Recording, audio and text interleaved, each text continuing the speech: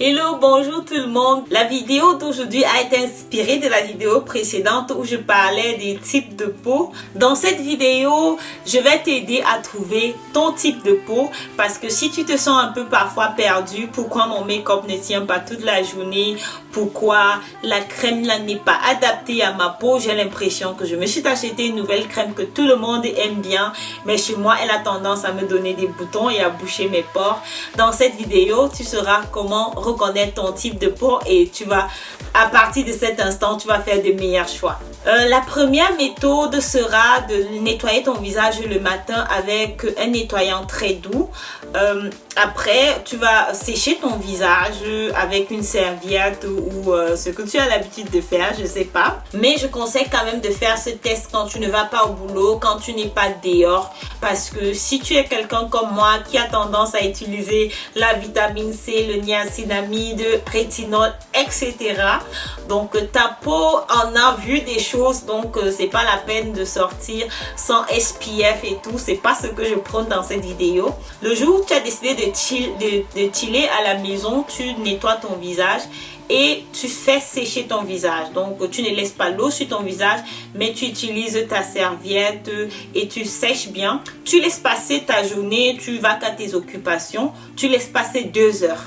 Après les 2 heures, tu vas prendre un papier simple, peut-être le papier que tu utilises souvent pour retoucher ton make-up dans la journée.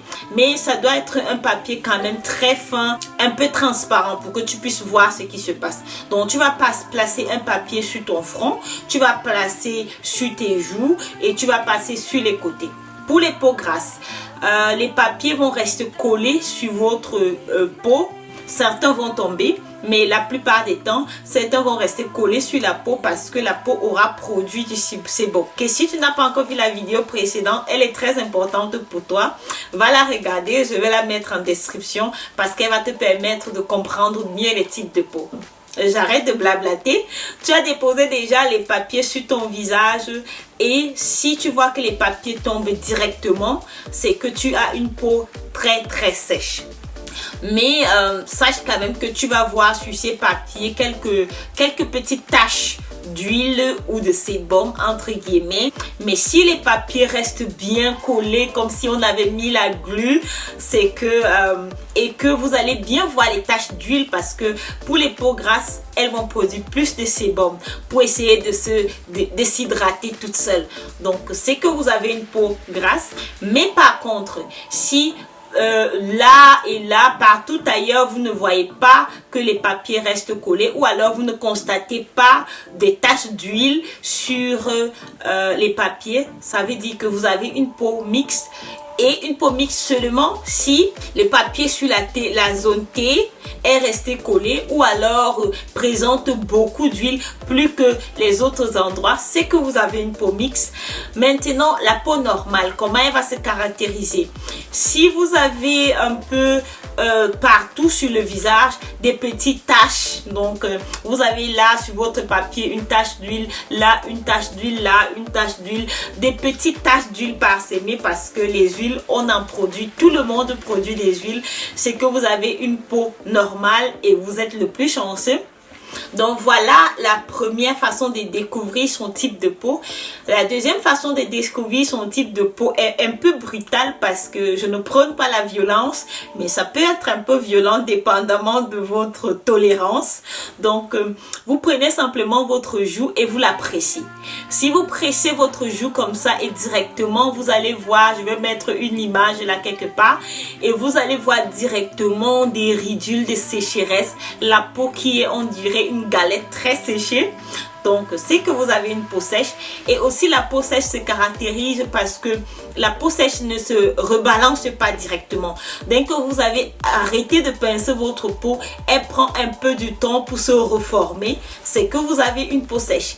Mais si vous avez une peau grasse, la peau est elle se repulpe directement, c'est que vous avez une peau grasse. Et vous allez aussi voir qu'en la pressant comme ça, c'est comme si des gouttes d'huile vont apparaître. C'est que vous avez une peau grasse. Avec cette méthode, si la peau normale sera un peu difficile à déterminer parce que elle va rebalancer et retrouver sa forme à une vitesse normale. Mais personne honnêtement ne sait ce que ça veut dire une vitesse normale. Elle ne va pas aussi présenter, elle ne va présenter ni des ridules de sécheresse et elle ne va pas aussi présenter un excès de sébum. Que voilà les deux méthodes pour définir son type de peau. J'espère que ça va vous aider à connaître votre type de peau. Et pourquoi les types de peau sont importants? Parce que les peaux grasses, c'est un mythe. Elles pensent qu'elles ne doivent pas utiliser des crèmes. Comme je dis d'habitude, tout le monde a besoin de crème. Que tu aies une peau sèche dessus sèche ou alors la friteuse ou alors que tu aies une peau comme la friteuse, on a tous besoin d'hydratation. La prochaine vidéo sera sur les peaux sèches, comment hydrater sa peau comme une pro. Donc si tu as regardé la vidéo jusqu'ici, c'est que quelque part ce que je t'ai dit te plaît. Alors qu'est-ce que tu attends? Rejoins la famille. C'est très facile et c'est gratuit. C'est le seul contrat qu'on signe sur cette terre et ça ne nous demande rien. Et je ne sais pas ce que tu es en train de faire, mais si tu as le temps, clique sur la prochaine vidéo et regarde-la, comme ça tu auras encore plus d'informations.